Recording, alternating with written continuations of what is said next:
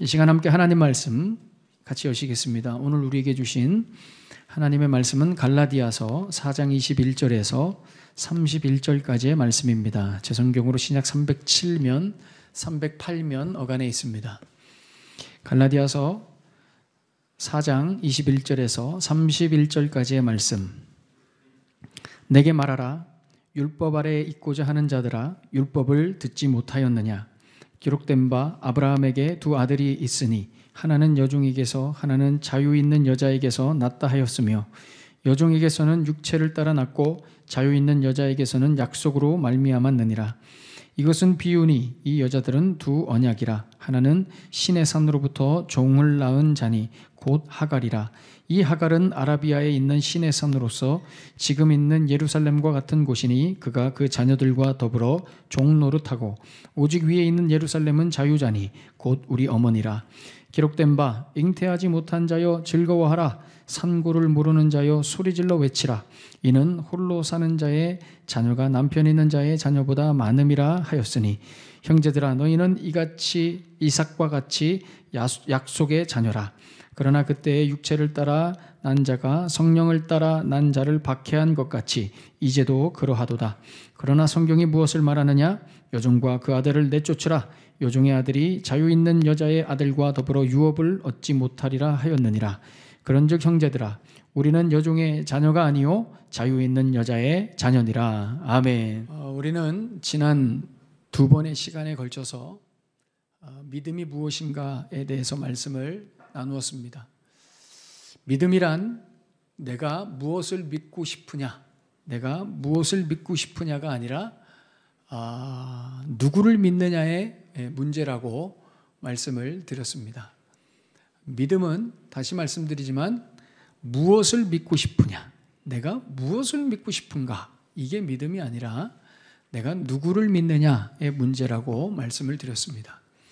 내가 무엇을 믿고 싶으냐 했을 때는 우리의 모든 믿음의 초점이 내 개인의 소원과 바램을 위한 내가 원하는 데에만 집중한단 말이죠. 그걸 위해서 내 신념과 의지를 동원하게 된다. 이것은 기독교 신앙에서 말하는 믿음이 아니라는 것입니다. 여러분 다시 말씀드리지만 믿음은 신념이 아닙니다. 믿음은 확신에 찬 자기 의지도 아닙니다. 믿음은 하나님이라는 대상에 관한 것입니다. 믿음은 하나님이라는 대상에 관한 것. 내가 하나님과 어떤 관계에 있으며 내가 하나님을 얼마나 많이 알고 있는가. 지난주 말씀처럼 내가 하나님과 씨름하여 만났는가에 대한 것이 바로 믿음이라는 것입니다. 그래서 믿음이 있는 사람, 믿음이 좋은 사람은 반드시 하나님과의 관계에 목이 마르며 관계에 목맵니다. 그분과의 관계가 불편한 것을 참을 수 없습니다. 내가 하나님과 멀어지고 있다는 것을 참을 수 없어 합니다. 이 말은 나타난 계시, 이 하나님의 말씀 속에서 늘 그 하나님을 만나고 묵상하고 공부한다는 거예요. 그리고 그 하나님의 말씀을 삶에서 살아내는 것으로 하나님을 기쁘시게 하기를 주저하지 않습니다. 늘 그 하나님과 동행하며 연합하기를 기뻐합니다. 그런데 반대로 믿음이 없는 사람은 성경에 관심이 없습니다. 오로지 개인의 요구를 위한 어떤 현상과 신비, 기적에 집착하는 것입니다. 한마디로 하나님이 누구신지는 관심 없고 그 신이라는 존재가 나에게 무엇을 도와줄 것이냐에만 관심이 있다는 것입니다. 그래서 주변에 보시면 이런 신앙, 현상과 기적과 신비에만 집착하는 사람들은 성경을 보지 않습니다. 이것은 공식입니다. 성경 안 봅니다. 말씀과 씨름하지 않습니다. 성경에 나타난 계시의 내용은 전혀 관심이 없습니다. 그리고 늘 이겁니다. 하나님, 이걸 보여주시면, 이렇게 해주시면 제가 이것을 하나님의 뜻으로 알겠습니다. 그리고 제가 이렇게 반응하겠습니다. 현상으로 하나님을 확인하려고 하는 것이죠. 여러분, 이것은 믿음이 아니라 거래입니다. 거래. 내용이 있어야 되는 것이죠. 믿음은 하나님이라는 내용이 있어야 되는 것입니다. 그분이 누구인가에 대한 충분한 이해가 있어야 되는 것이 믿음인 것입니다. 수학을 풀 때도 내용이 있어야 됩니다. 공식이 있어야죠. 공식을 모르면, 내용을 모르면 신비한 현상을 기대합니다. 그게 뭘까요? 찍는 겁니다. 공식을 모르면 찍습니다. 유추해서 상상해서 풀죠. 그럼 맞습니까? 안 맞습니까? 문제가 맞아요? 안 맞아요? 가끔 맞죠. 그게 문제인 거예요, 여러분. 목사님 가끔 맞는데요. 그래서 공부를 더 안 하는 거예요, 여러분. 그래서 더 찍고. 내용이 없으면 찍게 되는 겁니다, 여러분. 신앙생활도 이렇게 하려고 그래요. 가끔 찍어서 맞는 것처럼 내가 기대했던 어떤 신비한 현상을 한번 경험하면 그게 하나님의 역사요 뜻인 줄 아는 거예요. 그러니까 성경을 더 안 보는 거예요. 공부 안 해요. 알려고 씨름하지 않아요. 그러니까 계속 또 찍게 되는 거예요. 느낌으로 신앙생활을 하는 것이죠. 내용 없이. 여러분, 이 문장을 꼭 기억하시기 바랍니다. 암기하십시오. 내용이 없으면 현상에 집착합니다. 암기하십시오. 내용이 없으면 현상에 집착합니다. 말씀이 없으면 신비와 기적에 집착합니다.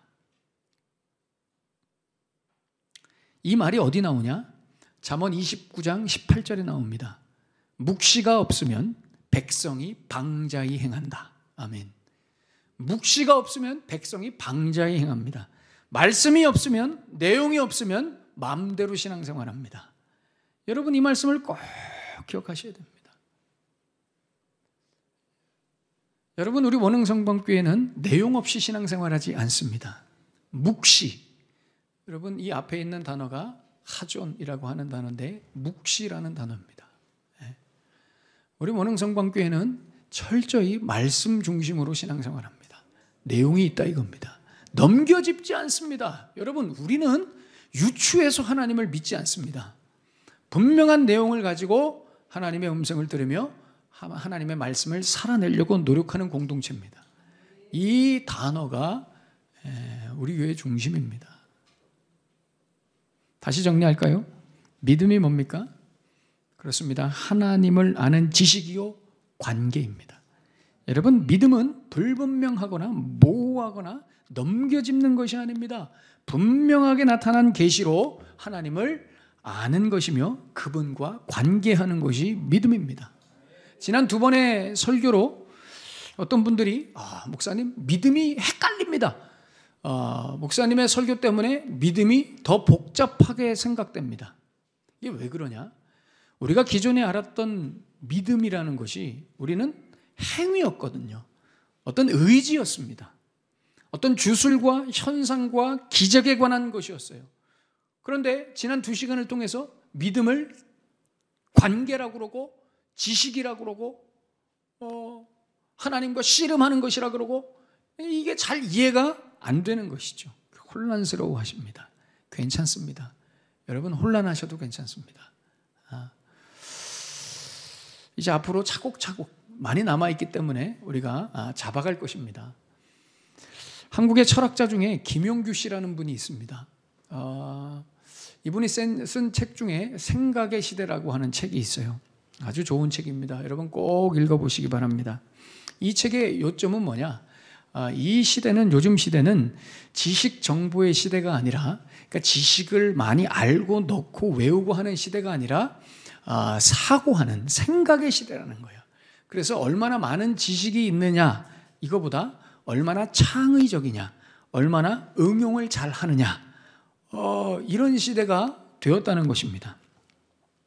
그래서 생각을 잘 하려면, 생각을 깊고 넓게 하려면 여러 가지 방법이, 툴이 있는데 그 중에 하나를 이 김용규 씨는 뭐라고 얘기하냐면 범주화를 넓혀야 된다고 이야기합니다.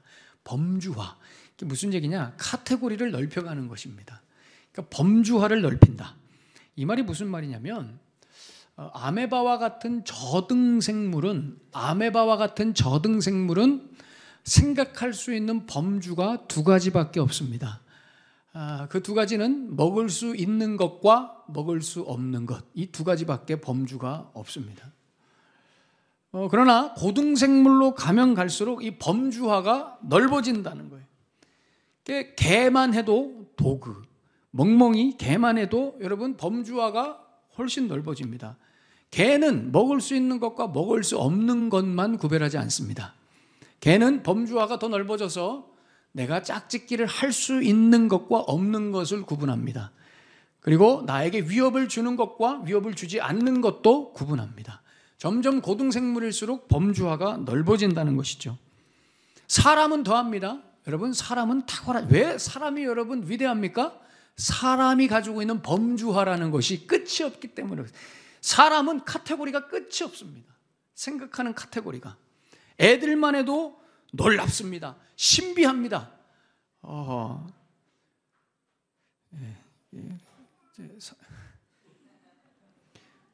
애들만 해도 제가 산유리 얘기하려고 하는데 갑자기 산유리가 나와서 깜짝 놀랐습니다. 여러분, 타요라는 장난감을 아십니까? 타요. 제가 저 막내를 보면서 제가 놀랍다 제가 깨달았는데요. 여러분, 이걸 보고 산유리는 처음에 이 타요를 보고 처음에 어떤 범주화했느냐면 장난감이다라는 거예요. 장난감이라는 범주화합니다. 그런데 놀라운 것은 점점 시간이 지나면 지날수록 이 타요라는 장난감을 단순히 장난감으로 범주화시키지 않고 그 다음에 색깔로 범주화를 넓힙니다. 빨간색, 파란색, 초록색, 노란색으로 범주화를 넓혀요. 거기서 멈추지 않습니다. 조금 더 지능이 자라나니까 이 타요는 자동차구나. 그래서 자동차라는 카테고리로 좀 더 늘려가는 거예요. 그래서 저거는 버스구나. 그래서 저거는 또 승용차구나. 그래서 지나가다가 버스를 보면 버즈 이렇게 얘기하죠. 범주화가 넓어진 겁니다. 근데 거기서 멈추지 않습니다. 그 이상으로 나갑니다. 근데 저기서는 더 이상 그 이상으로 나갈 수 없기 때문에 아이들이 보통 저 타요에서 멈추지 않고 타요에서 범주화가 끝나면 어디로 넘어가요? 카봇으로 넘어갑니다. 왜냐하면 카봇은 변신하니까요. 타요는 변신하지 않습니다. 그래서 더 이상 범주화를 시킬 수 없는 거예요. 그래서 변신하는 카봇으로 반드시 넘어갑니다. 인간이 왜요? 고등동물이기 때문에. 고등생물이에요. 우수하죠. 여러분, 믿음에 대해서도 마찬가지입니다. 우리는 믿음을 행위, 의지, 내 소원, 신비 이런 범주 안에만 넣어두는 거예요. 그렇지 않습니다. 여러분, 범주를 넓히셔야 돼요. 믿음에 대한 범주를 넓히셔야 돼요. 성경에서 말하는 믿음은 오히려 관계요, 지식이요, 교제라는 거예요. 범주를 넓혀가셔야 되는 거예요. 오늘 그 범주 하나를 더 추가하려는 것입니다. 여러분, 믿음은 약속입니다. 약속에서 옵니다. 넓혀가셔야 됩니다. 여러분, 약속이 뭘까요? 약속. 내일 저녁 7시에 스타필드에서 만나요. 여러분, 이게 약속이죠? 약속. 여러분, 근데 약속이라는 것은 엄밀히 말해서 7시 스타필드 그 다음에 만나요. 이게 중요한 게 아닙니다. 엄밀히 말하면 이 약속의 내용이 중요한 게 아니라 서로 약속을 맺을 수 있는 관계와 대상이 중요한 것입니다. 그러니까 약속이라는 것은 약속의 내용이기 이전에 인격과 인격 간의 관계이고 같이 그 약속을 맺는다는 거예요. 우리는 집에서 키우는 강아지와 약속을 하지 않습니다. 목사님, 저는 하는데요. 그거는 여러분들이 이상한 겁니다. 여러분, 집에서 키우는 개와 약속을 하지 않습니다.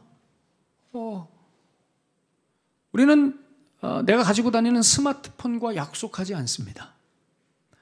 내일 오후까지 방전되지 않기로 약속해. 이거는 큰일 나는 겁니다, 여러분. 우리는 저와 여러분이 타고 다니는 자동차와 약속하지 않죠. 그죠? 50년 동안 나랑 같이 하기로 약속해. 큰일 나는 겁니다, 여러분. 우리는 이런 것들과 약속하지 않아요. 왜 약속하지 않을까요? 이런 것들은 기대의 대상이 아니기 때문입니다. 기대하고 뭘 바라지 않는다고요. 멍멍아, 내일은 우리 꼭 짓지 않기로 약속해. 안 되는 거예요, 여러분. 나 너 믿는다? 안 되는 거라고요. 믿어도 안 되는 거라고요. 이게 뭐가 잘못된 거예요. 약속이라는 것은 인격과 인격이 하는 거라고요. 서로를 기대할 수 있고 서로를 신뢰할 수 있는 관계에서 약속이라는 게 나오는 거예요. 하나님이 우리와 약속하신다 했을 때는 적어도 우리를 기계나 동물로 보지 않으신다는 것이죠. 우리를 한 인격으로 여기셔서 우리에게 뭔가를 기대하시고 바라는 게 있으셔서 우리에게 약속을 주신다는 거예요. 그래서 여러분, 성경은 전부가 약속인 겁니다. 구약, 신약 다 약속인 거예요. 하나님께서 우리에게 계시하실 때는 다 약속으로만 계시하신다는 거예요. 그 말은 무슨 얘기예요? 우리를 수준 높게 보신다는 거예요. 우리에게 뭔가를 기대하신다는 거예요. 우리에게 뭔가 바라는 게 있으시다는 거예요. 그게 뭐예요? 그게 뭘까요? 하나님은 우리에게 뭘 바라시며 우리에게 뭘 기대하실까요? 그렇습니다. 우리에게 믿음을 기대하십니다. 우리에게 믿음을 바라시는 거예요. 오늘 본문 22절에 보시면 아브라함에게는 두 아들이 있으니 하나는 여종에게서 하나는 자유 있는 여자에게서 났다, 이렇게 표현합니다. 여러분, 여기서 여종에게서 난 아들, 여종은 누굽니까? 하갈이죠. 여종에게서 난 아들은 누구예요? 이스마엘입니다. 자유 있는 여자는 누굽니까? 사라입니다. 사라에게서, 자유 있는 여자에게서 난 아들은 누굽니까? 이삭이죠. 이삭입니다. 그런데 그 뒤에 보시면 23절에 여종에게서 난 자는 육체를 따라 낳고 자유 있는 여자에게서 난 자는 약속으로 낳았다, 이렇게 표현합니다. 우리가 이게 무슨 말인지를 이제 좀 살펴보겠습니다. 창세기 15장에 보시면 하나님과 아브라함이 약속을 하십니다. 약속, 언약을 맺으시죠. 고대 근동 지역에서 맺었던 언약 방식 그대로 동물들을 쪼개서, 동물들을 반쪽으로 쪼개서 그 반쪽으로 쪼개진 동물을 꼬치를 찍어서 옆에다가 이렇게 박아 놓는 거예요. 고대 근동에서는 서로 약속할 때 그렇게 약속하죠. 동물을 쪼개서 꼬치에 찍어서 옆으로 박아 놓고 둘이 손 붙잡고 걸어가는 겁니다. 이게 고대 근동 지역에서 약속하는 방식이에요. 왜 그렇게 해요? 약속을 어기면 어떻게 하겠다고? 너도 이렇게 쪼개지는 거야. 이게 여러분 고대 근동 지역에서 약속하는 방식입니다. 하나님이 아브라함과 약속하실 때 그렇게 하십니다. 그렇게 약속하시고 하나님이 아브라함은 잠재우시고 하나님만 거길 지나가시죠. 이게 약속인데요, 정상적인 약속은 아니죠. 일반적인 약속은 아닙니다. 그런데 하나님께서 이 아브라함과 약속하실 때 이런 대화를 아브라함과 나눕니다. 아브라함이 먼저 2절 3절에 이렇게 얘기합니다. 하나님, 저는 자식이 없습니다. 그래서 저는 종들을 통해서 제 자손을 봐야 됩니다. 그러니까 하나님께서 4절에 이렇게 말씀합니다. 그 자식이 너의 상속자가 아니라 네 몸에서 사라에게서 나올 자가 너의 상속자다, 이렇게 약속을 하십니다. 그리고 그 뒤에 6절에 보시면 이렇게 말씀하죠. 아브라함이 여호와를 믿으니 여호와께서 이를 그의 의로 여겨셨다. 아멘. 여러분, 이 구절은 성경 전체에서 손가락 안에 꼽는 중요한 구절입니다. 아브라함이 여호와를 믿으니 여호와께서 이를 그의 의로 여기셨다. 여러분, 이 말씀을 이해하시겠습니까? 이 말씀을 잘 보시면 여러분, 여기서 아브라함이 정말 사라에게서 자식 나올 것을 믿었을까요? 한번 생각해 보십시오.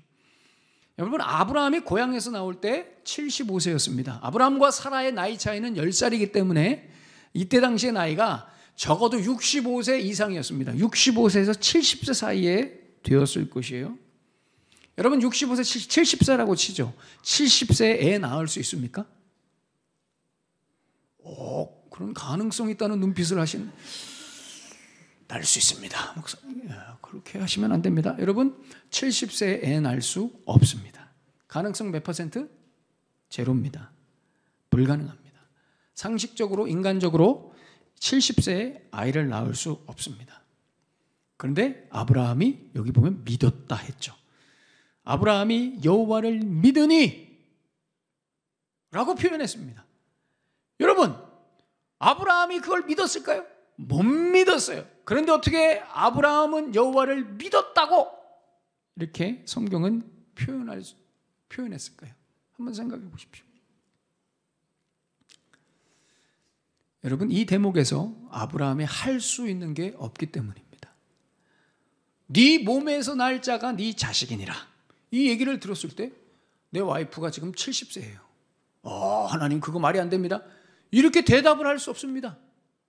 아, 그렇군요. 여러분, 이게 믿음입니다.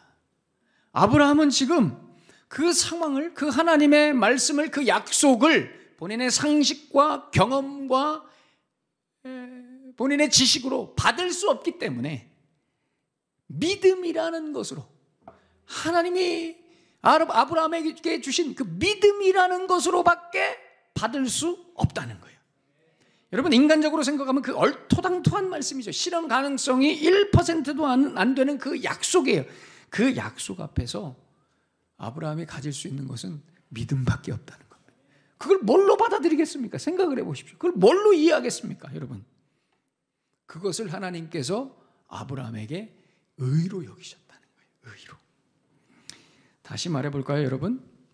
하나님이 왜 가능성 전혀 없는 약속을 주실까요? 왜 가능성 전혀 없는 약속을 주실까요?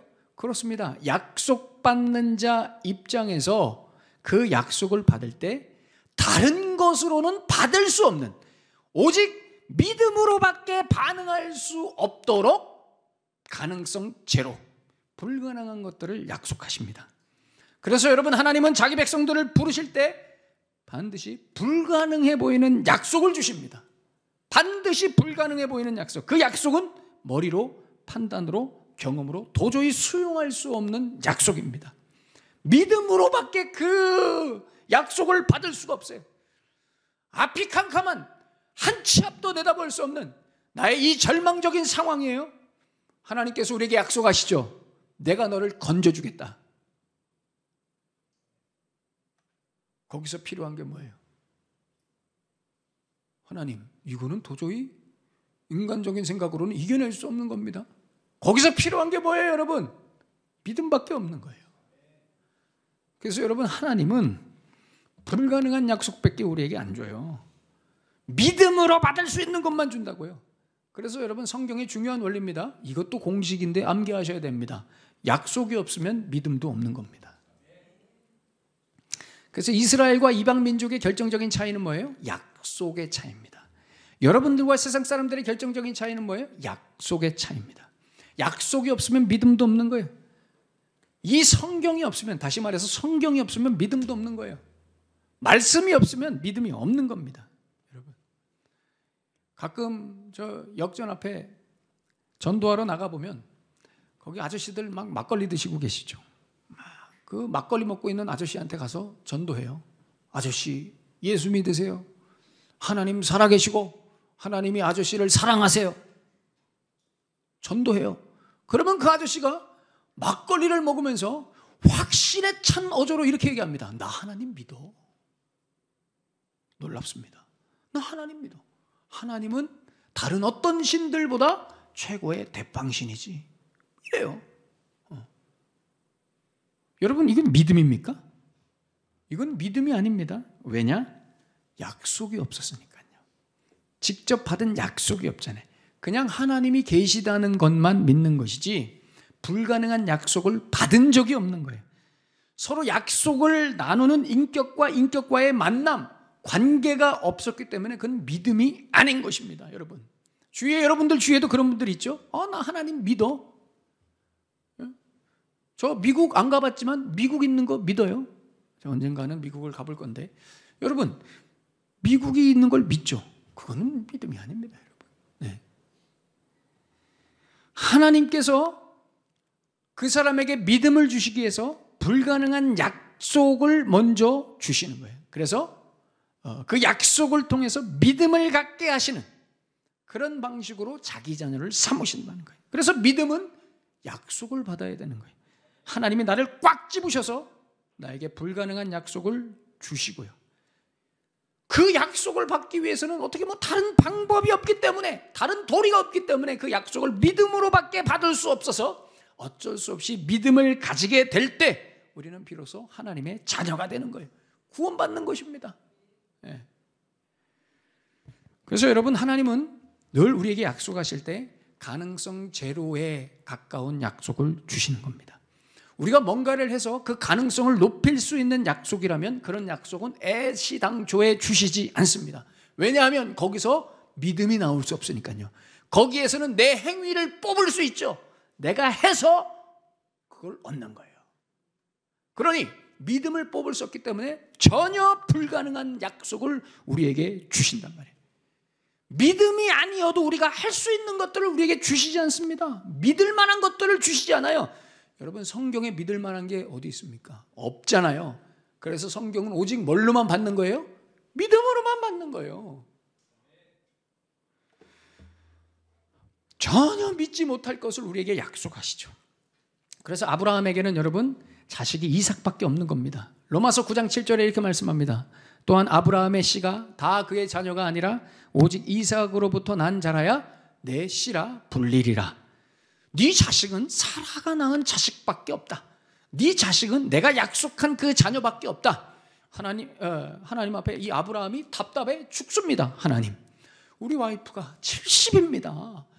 하나님, 좀 말이 되는 소리를 좀 하십시오. 가능성 없습니다. 그거는 불가능합니다. 어떻게 70 먹은 여인이 애를 낳습니까?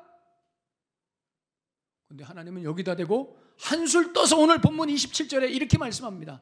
잉태하지 못하는 자여 즐거워하라. 불가능함을 즐거워하라는 거예요. 그렇지, 70은 애 못 낳지, 즐거워하라는 거예요. 산고를 모르는 여인이여 소리를 질러 외쳐라. 그 불가능이 가능이라는 거예요. 아무것도 못하는 그때, 무기력해서 무능력해서 아무것도 못하는 그때가 곧 소망이고 희망이라는 거예요. 오히려 하나님은 이렇게 얘기하네. 여러분, 하나님의 마음을 아시겠습니까? 하나님은 우리가 그 상황에서 믿음을 갖기를 원하시는 거예요. 그게 될까? 정말 그렇게 될까? 그런 가능성에 따라서 머리 굴려서 계산해서 받아들이지 말고 하나님 신뢰하고 기대하라는 것입니다. 믿음을 가지라는 것입니다. 믿음이라는 것은 불가능 속에서 믿음인 거예요. 아브라함은 결국 이 믿음을 유지하지 못하고 자기가 할 수 있는 일을 찾아서 했죠. 몸종 하갈과 동침해서 이스마엘을 낳은 겁니다. 무슨 얘기예요? 자기 능력, 자기 가능성으로 믿음을 버린 겁니다. 자기 육체로, 자기 능력으로 자기가 할 수 있는 방식을 동원해서 약속을 버린 거예요. 그래서 여러분, 약속의 반대말은 육체입니다. 기억하십시오. 믿음의 반대말은 자기 능력, 자기 행위인 겁니다. 현실도 똑같죠? 우리도 믿음으로 약속을 붙들지 못해서 인간적인 방법을 쓸 때가 있어요. 믿음으로 하나님만 신뢰하지 못해서 돈 의지하고 사람 의지하고 내 실력대로, 내 능력대로 살 때가 있죠. 그래서 보면 대체적으로 좀 이렇게 열등하고, 저처럼 어릴 적부터 좀 열등하고 뭔가 하나 좀 이렇게 부족하고 못난, 할 수 있는 게 별로 없는 사람들이 예수님을 일찍 만나요. 참 이게 저 같은, 저처럼 어렸을 때부터 맨날 너는 나중에 커서 뭐 할래? 맨날 이런 소리만 듣고 자란 사람은 자기가 똑똑하다고 생각하는 사람이 하나님을 못 만나죠. 왜요? 가능성이 무한하니까. 자기 안에 가능성이 무한하니까. 여러분, 우리 현실과 똑같습니다. 내가 할 수 있는 그것들이 있는데 능력으로 할 수 있을 것 같으면 믿음이라는 것이 동원될 필요가 없는 거예요. 여러분, 그러나 기억하십시오. 여러분 방식대로 얻은 것, 여러분 능력으로 얻은 것, 이 세상 의지에서, 사람 의지에서 얻은 그것을 하나님이 절대 인정하지 않으십니다. 이스마엘 인정하지 않으시는 것처럼 약속 붙들고 끝까지 버텨 얻은 것만 하나님이 기뻐하시고 인정하시는 겁니다. 시편 7편 10절에 이렇게 말씀합니다. 나의 방패는 마음이 정직한 자를 구원하시는 하나님께 있도다. 하나님이 정직한 자에게 방패가 되어주신다는 약속입니다. 근데 우리가 이 약속을 못 지킵니다. 하나님, 정직해서는 세상 살아갈 수가 없습니다. 이러다가 망합니다. 이러다가 뒤처지고 이렇게 살아서는 경쟁에서 지고 무시당합니다. 하나님, 저 그렇게 살고 싶지 않습니다. 그래서 우리는 정직을 버리고 거짓을 선택합니다. 믿음을 버리는 것입니다. 약속을 버리는 것입니다. 우리 결혼을 앞두고 있는 처자들, 우리 형제들, 자매들, 제가 그 고통과 고민을 너무나 잘 압니다.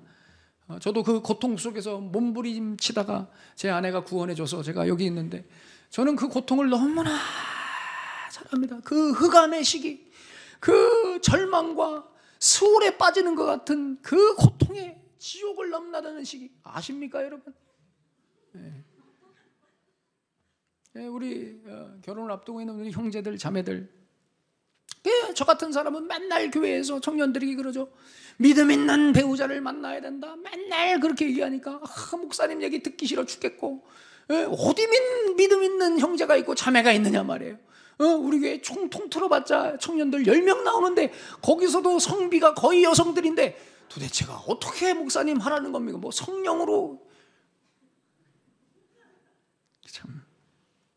그래서 결국 이렇게 고백하죠. 하나님, 교회 안에는 믿음 있는 사람 중에는 제 마음에 드는 사람이 없습니다.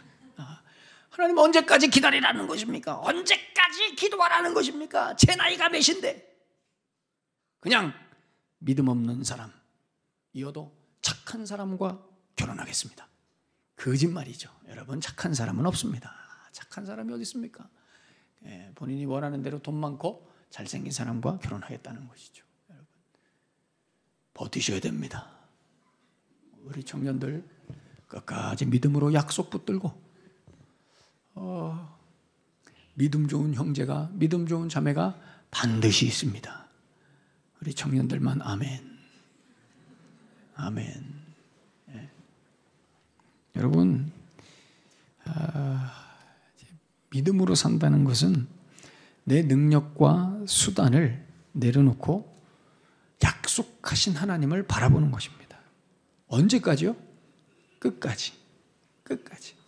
여러분 생각해 보세요. 약속이라는 것은 이루어지지 않았기 때문에 약속인 거예요. 약속은 이루어지면 그 순간부터는 약속이 아닌 것이죠. 그러니까 약속이 우리 가운데 늘 있다는 것은 우리에게 뭐가 있어야 된다는 거예요? 믿음이 있어야 된다는 겁니다. 그 약속을 붙들기 위해서 믿음이 있어야 됩니다. 여러분, 하나님 바라보셔야 됩니다. 하나님을 믿음으로 바라보셔야 됩니다. 상황이 어떻게 흘러가든지 간에 약속을 주시고 이루시는 하나님을 끝까지 믿으셔야 됩니다. 조급하지 마십시오. 두려워하지 마십시오. 하나님은 신실한 분이십니다. 하나님이 약속 지키실 능력이 없어서 그렇게 시간을 질질 끄시는 게 아니에요. 뭘 원하시는 거예요? 뭘 우리에게 기대하시는 거예요? 믿음을 기대하시는 거예요. 우리에게 믿음 보기를 원하신다고요. 여러분, 약속이 이루어지면 믿음도 필요 없는 것이죠. 그죠? 답답해하지 마시고요. 눈 딴 데 돌리지 마십시오. 끝까지 믿음으로 하나님 바라보시면서 그 약속을 붙드십시오. 믿음으로 뭘 얻자는 게 아닙니다, 여러분. 믿음은 도구가 아니에요. 믿음은 수단이나 방법이 아닙니다. 신자들은 그냥 이 믿음으로 사는 것입니다.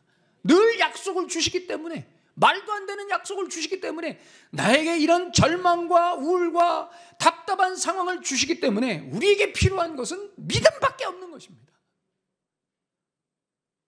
하박국 선지자가 강력하게 이에 대해서 고백하죠. 하박국서 2장 2절에서 4절. 여호와께서 내게 대답하여 이르시되 너는 이 묵시를 기억하여 판에 명백히 새기되 달려가면서도 읽을 수 있게 하라. 이 묵시는 정한 때가 있나니 그 종말이 속히 이르겠고 결코 거짓되지 아니하리라.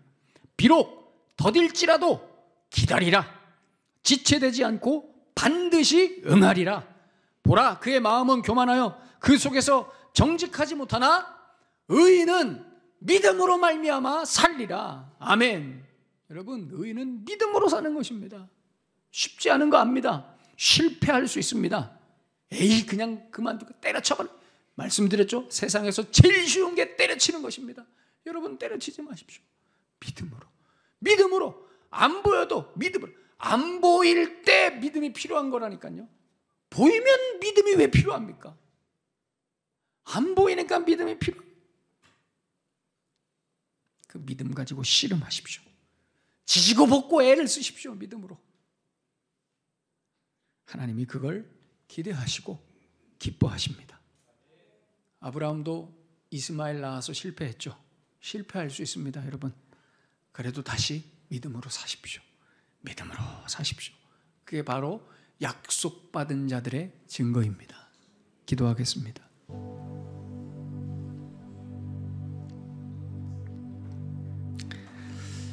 하나님께서 오늘 우리에게, 여러분 각자에게 말씀하셨습니다. 여러분 뭘 받으셨습니까? 하나님, 내 인생이 왜 이럽니까? 하나님, 내 인생을 왜 자꾸 이런 꼬라지로?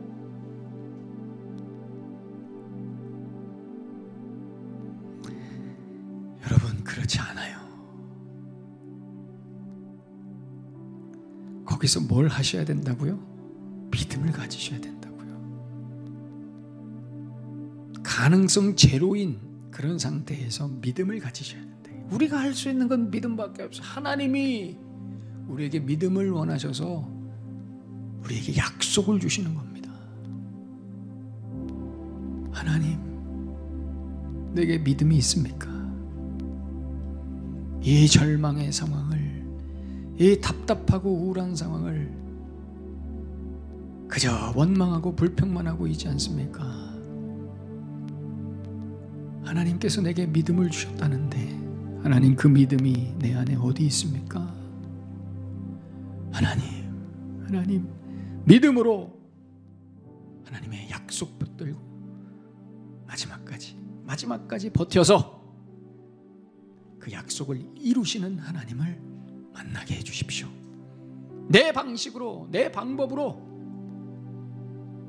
그 조잔한, 그 약삭빠른 그 방법으로 문제 해결하지 않고 기다리고 참고 버텨서, 믿음으로 참고 버텨서 하나님이 일하시는, 하나님이 그 약속을 이루시는 놀라운 장면을 목도하게 하여 주시옵소서. 오늘 주신 말씀은 가슴에 품고 우리 간절하게 주님 앞에 뜨겁게 기도하며 나아가겠습니다. 하나님 아버지,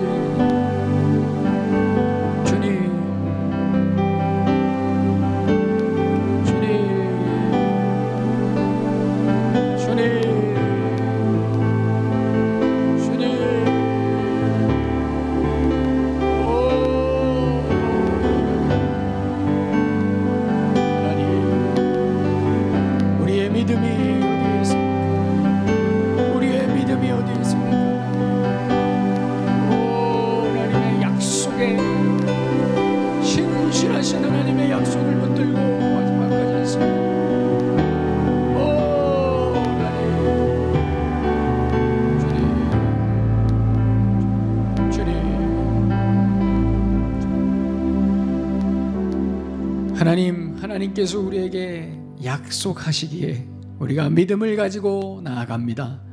주님, 사랑하는 주의 백성들을 오늘도 기대하시며 바라보시는 그 살아계신 하나님 앞에 우리의 믿음을 드리며 끝까지 버티고 인내하여 반드시 그 약속을 이루시는 살아계신 하나님을 목도하는 주의 백성들의 멋진 삶 다 되게 하여 주시옵소서.